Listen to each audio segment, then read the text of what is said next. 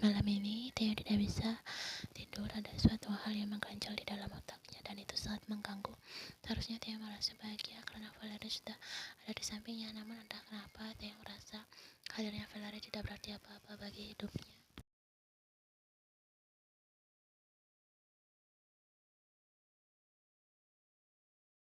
Theo merasa hidupnya terasa hambar, seperti ada sesuatu yang menghilang dari dalam hidupnya. Tapi Theo tidak tahu itu apa.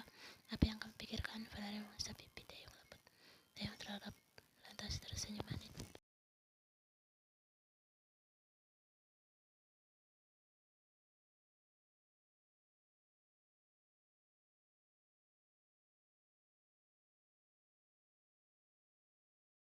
Namun Theo tidak mungkin meninggalkan pekerjaan begitu saja. Aku mencintaimu, Valerie mengucap Theo singkat. Aku juga. Theo memberi jeda dalam ucapannya, tak kenapa. Sekarang sangat sulit mengucapkan kalimat cinta itu untuk Valerie. Theo membasuh bibir sebelum melanjutkan kembali kata-katanya.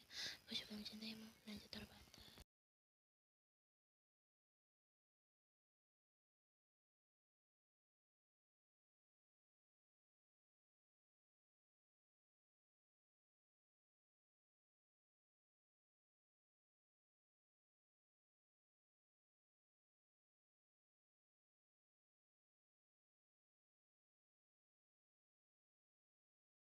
Jimmy menatap Theo heran. Berapa bulan ini sahabatnya itu terlihat aneh. Theo seperti kehilangan semangat di dalam hidupnya. Apa yang membuat Theo berubah seperti itu? Kau baik-baik saja? Theo merasa hidupnya yang penuh warna tiba-tiba berubah menjadi abu-abu, membingungkan dan tidak jelas.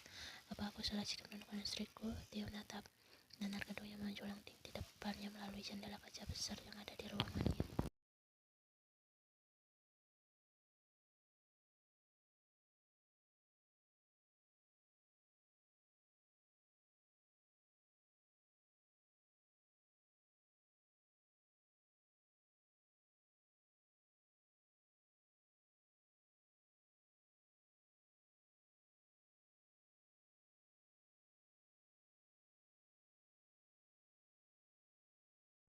Inilah yang Theo takutkan. Dia tidak pernah menyangka pernikahannya dengan Ken akan menyeretnya dalam perasaan yang salah. Dia mencintai dua wanita sekaligus. Dengan malam nyaringnya akhirnya Theo menyadari perasaannya sendiri. Aku harus bagaimana, Jimin? Theo terlihat sangat frustasi. Jimin mengangkat bahu. Aku tak tahu karena bukan ahli cinta, jawabnya. Hati yang ada satu dia tidak untuk dibagi. Pilihlah salah satu di antara keduanya. Ya, meskipun kamu akan melukai hati salah satu dari mereka, tapi kamu tetap harus memilih.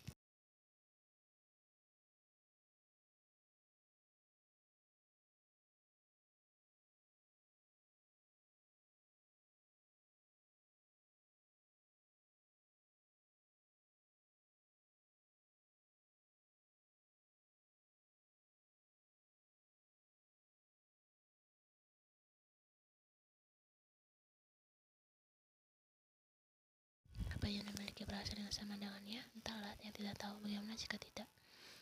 Theo merenguk pelan. Ada sesak yang menyelip dalam dada saat membayangkan perasaan yang tidak dibalas oleh Yen. Kenapa dadanya sakit? Bukankah dia masih mempunyai cinta yang lain?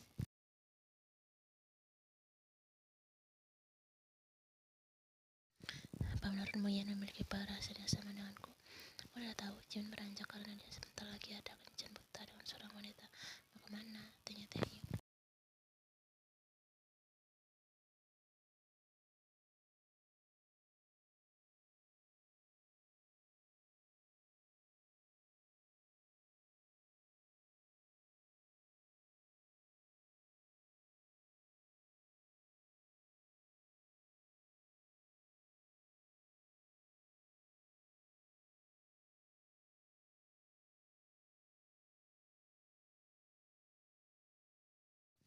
Jawab Jimin sambil beranjak meninggalkan ruangan Taehyung.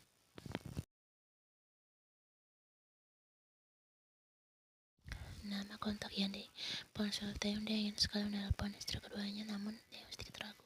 Haruskah dia menelpon Yen? Taehyung akhirnya menelpon Yen melalui telepon kantor.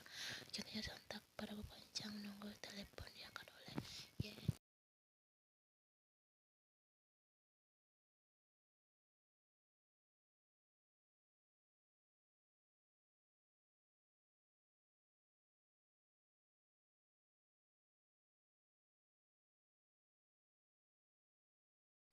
Hei, siapa ini? Sepertinya Theo sudah kehilangan akal. Dia sangat bahagia karena ia mendengar suara Ian bisa bicara tidak.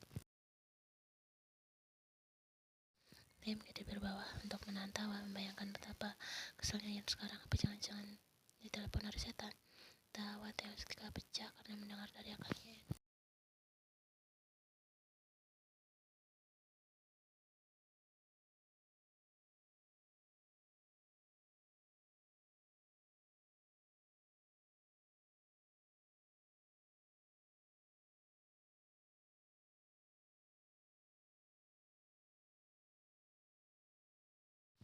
Berada di rumah, Theo membuat dada Ian semakin terasa sesak. Setiap sudut dada bagian ruang selalu mengingatkan Ian dengan lelaki tubuh dingin tegap itu.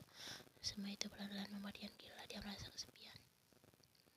Ian meletak betah tinggal di rumah Theo karena Ian selalu melarang ketika Ian ingin membantu pekerjaannya, karena Theo akan marah besar jika Ian gagal membantu.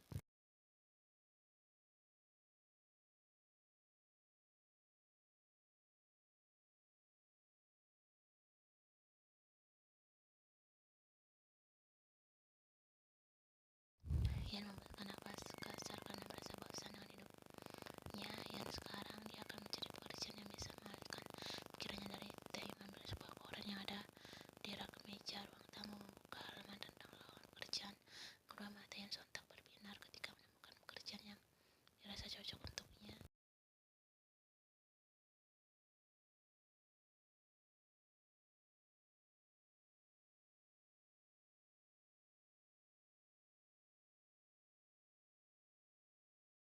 Ian sudah berpakaian rapi. Dia memakai atasan kemeja putih, belang panjang, serta pants berwarna merah marun. Rambut coklat panjangnya dikuncir kuda memperlihatkan lehernya yang cincang. Ian pun memoles makeup tipis di wajahnya. Satu kata untuk menggambarkan penampilan Ian, perfect. Wanita itu terlihat semakin cantik. Ian keluar dari rumah diam-diam karena takut ketahuan Bibi Yun. Jika dia ketahuan, wanita berusia 40 tahun itu akan lapor ke Theo kalau lelaki itu akan melarangnya bekerja.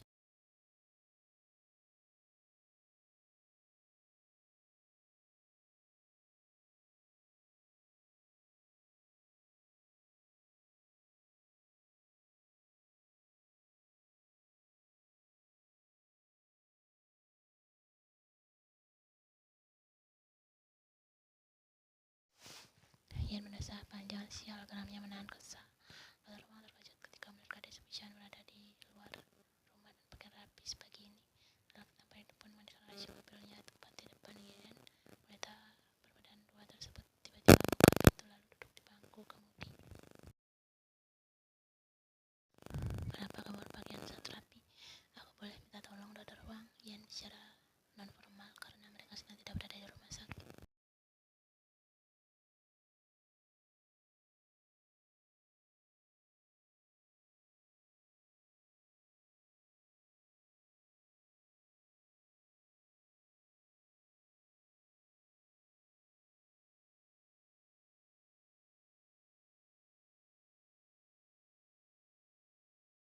Dengan kondisi seperti ini, Tanya khawatir Ian tidak boleh terlalu lelah karena sedang mengandung. Ya, memangnya kenapa? Tanya polos. Ian uang pada cakem sedang mengandung. Ian geramnya tertahan. Bagaimana jika terjadi sesuatu denganmu, juga bayimu? Dr. Wang sangat mengkhawatirkan kondisi Ian. Selama 2 bulan ini dia melakukan peran dengan baik sebagai suami bohongan Ian. Dr. Wang beri perhatian tidak bisa Tanya berikan untuk Ian selayaknya suami pada istri yang sedang mengandung.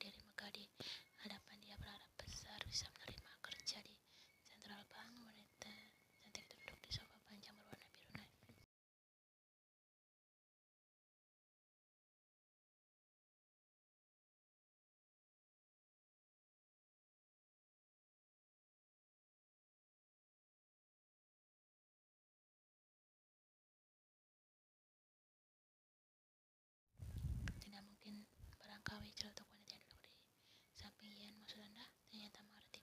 Dia nanti bisa besar kepala kalau kamu melihatnya seperti itu. Ucap wanita berwajah oriental itu lagi. Obrolan mereka terpaksa harus berhenti.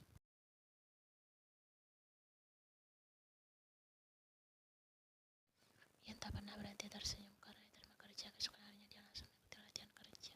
Kamu harus ingin tetap bekerja, tanya dokter Wang memastikan.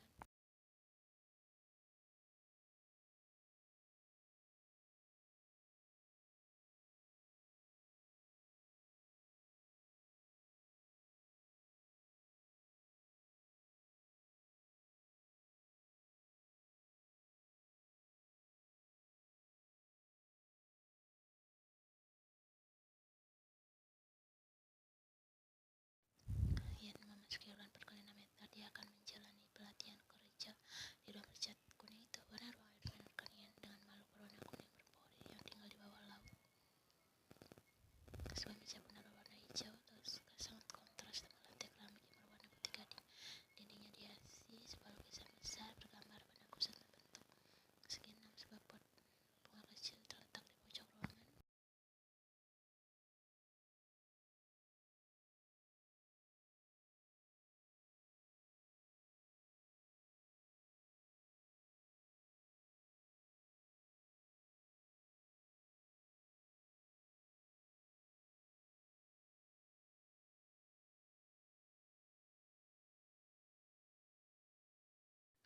Jika melihat dari segi pendidikan penampilan, sepertinya saya akan ditempatkan di bagian customer service.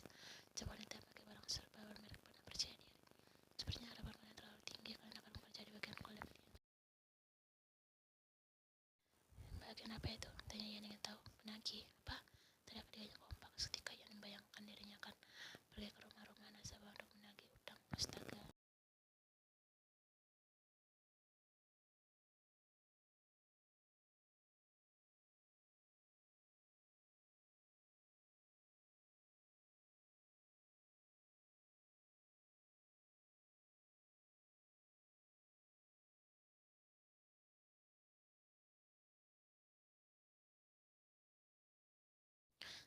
Apa itu? Detek kolektor Ian tergagap menatap kepala botak cewek yang terlihat mengkilap selaki berbaya itu mengingatkan. Ian mengangguk-angguknya tak kata. Dia bingung harus menjawab apa kalau tidak memperhatikan penjelasan Zeo. Kemudian dia tidak mengikuti pelatihan ini.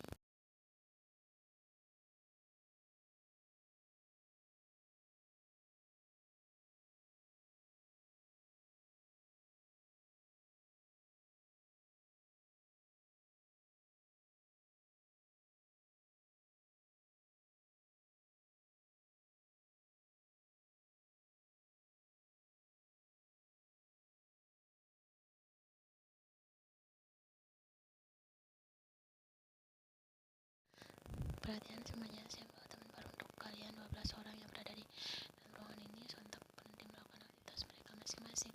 Wow, cantik, teriak cowok berkulit coklat yang berada di kubikel paling ujung. Ian pun melempar senyum canggung ke mereka. Bapaknya mengatakan kata sayang.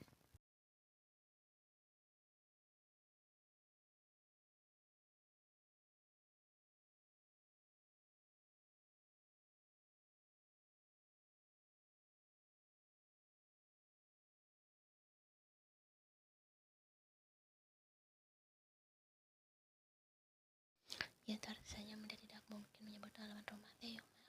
Saya sama seperti kalian masih belum pindah ke Venus. Mereka kompak mendesak karena tahu berita halaman rumahnya masih single tahu. Theo laki bertubuh putih yang potongan rambut rapi. Saya sudah menikah, jawab Ian jujur. Sepertinya secara pengenalan sudah cukup. Suno, saya tolong bimbing Ian cara saya percayakan dia padamu.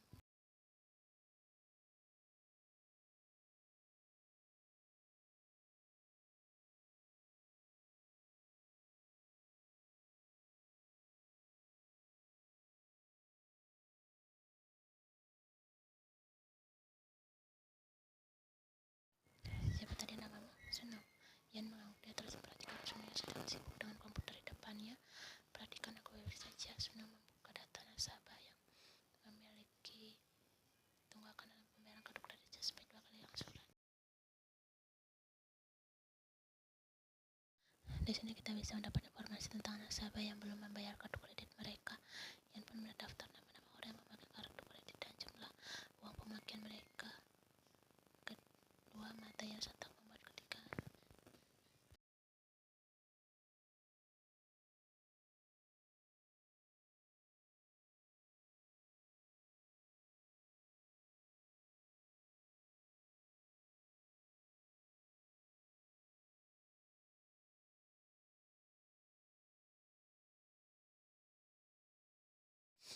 Anda ingin bertemu dengan saya di Taman Lawang, boleh saja. Seorang laki duduk di belakangnya dengan nada cantik. Tapi bayar dulu utang Anda. Dia menutup telepon dengan suara berat. Lelaki itu menarik nafas panjang untuk meredam emosi, lantas melihat sebuah cermin kecil yang ada di atas meja. Aduh, yang kerutan di wajahku. Yang tak bisa bergidik, Suna pun mengikuti arah pandangnya.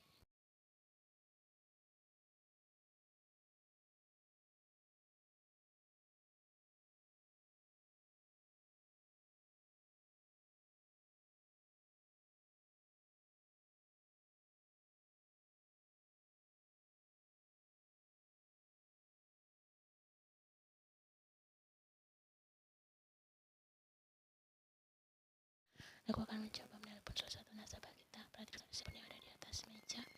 Laki itu pun menekan beberapa angka untuk menghubungi nasabahnya.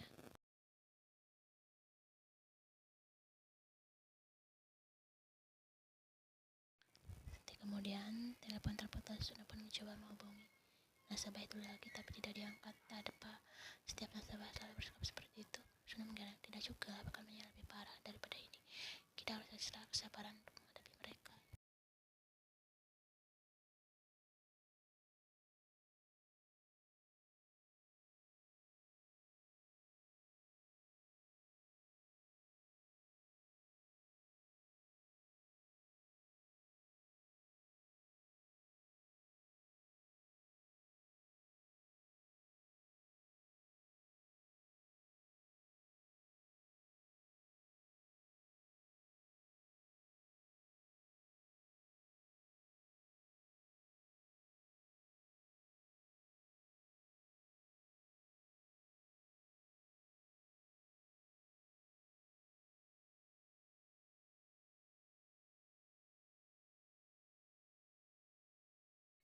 Mister Deo tak pulang, dan bagian keamanan yang sedang bertugas malam. Deo pun melihat jam yang melingkari pergelangan tangan kirinya. Semua karyawan pasti sudah pulang karena sekarang sudah jam 9 malam.